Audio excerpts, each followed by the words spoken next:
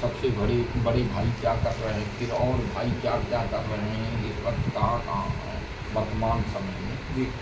और आपकी हर व्यक्ति के जीवन में कोई न कोई आता है बराबर। जिससे जीवन में परिवर्तन आता है, सोच में परिवर्तन आता है। और कैसे आपके जीवन में परिवर्तन आया और कैसे जो आपका कहाँ जाने से और क्या करने से ये जीवन उज्जवल हुआ, जी। सोच अच्छा हुआ। जी, देखिए हम लोग 6 भाई और 3 बहनें हैं। सबसे बड़े भाई इस वक्त तिल्दा में हैं, मगर वो एक्सपायर हो चुके हैं 2 साल पहले। उनका लड़का 20 साल पहले ही डॉक्टर बन गया था। उसकी स्थिति भी सही नहीं थी, लेकिन आज वो ऐसी स्थिति पे पहुंच गया है जैसे डॉक्टर ए के श्रीवास्तव यहाँ पे हैं तिल्दा में, वो ऐसे बढ़िया नाम कमा रहा है। हमारे दूसरे नंबर का भाई बिलासपुर में है, उसका लड़का सीए का काम करता है, नाम उसका ओम प्रकाश है। सबसे बड़े वाले भाई का नाम मोहन लाल है। मोहन लाल जी एक्सपायर हो गए हैं, मेरी भाभी भी एक्सपायर हो गई है। और दूसरे नंबर के भाई ओम प्रकाश जी हैं, जिनका लड़का चार्टर्ड अकाउंटेंट है बिलासपुर में।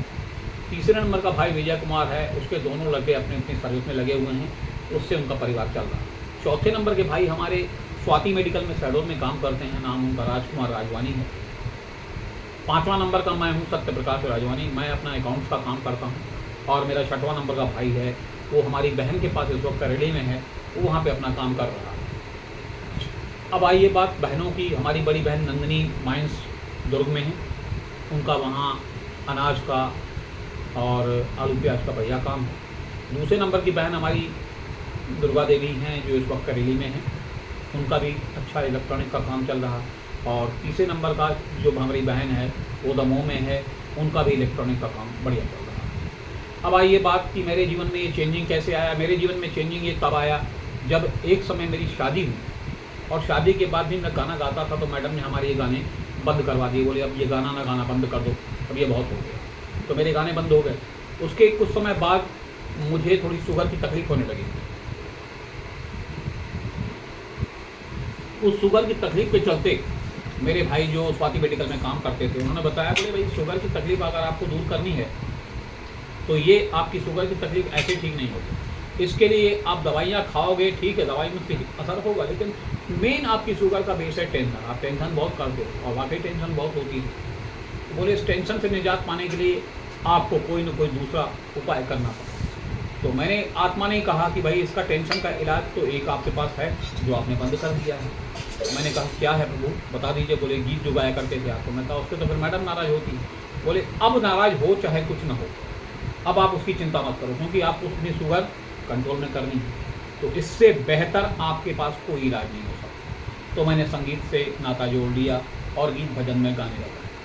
फिर कुछ दिन के बाद मुझे ऐसा महसूस हुआ कि बच्चे लोग बोलते हैं कि प्रभु अब ये भजनी और गीत ही गाते रहते हैं, कि कुछ हम लोगों के लिए भी गाते हैं। भाई हम लोगों के लिए नया चाहिए, वर्तमान पीढ़ी नया कुछ चाहती है।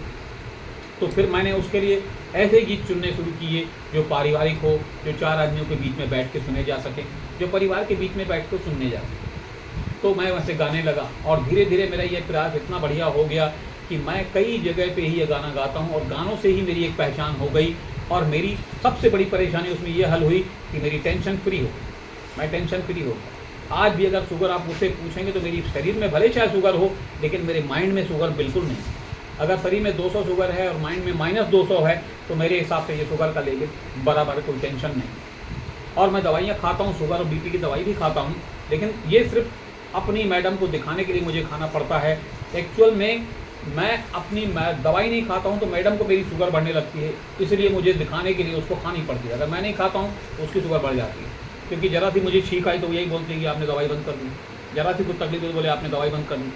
और सच पूछो मैं इसका पूरा क्रेडिट अपनी मैडम को ही देना चाहूँगा, क्योंकि उसने मुझे बेशक नकारात्मक सोच के साथ बराबर रखा होगा, लेकिन इसका भी एक सीधा सीधा उदाहरण है। जब मैंने प्रभु को एक बार याद किया कि प्रभु मैं तो अपनी जगह पे सही हूँ, लेकिन हमारी मैडम थोड़ी नेगेटिव सोच की है, तो हमारे प्रभु ने हमको अंतरात्मा के रूप में आवाज़ दी कि बेटा तू जो मुझे अपना भक्त कहता रहता है, तू भक्त नहीं है मेरा, तू मेरा भक्त नहीं है, तू एकदम बेवकूफ़ गधा है। तो जब प्रभु ने ऐसा कहा तो मैं कहा प्रभु जब आपने कहा है तो बराबर हूँगा, लेकिन इसको थोड़ा मुझे खोल के भी समझा दीजिए ताकि मेरे अंदर से ये टेंशन दूर हो जाए।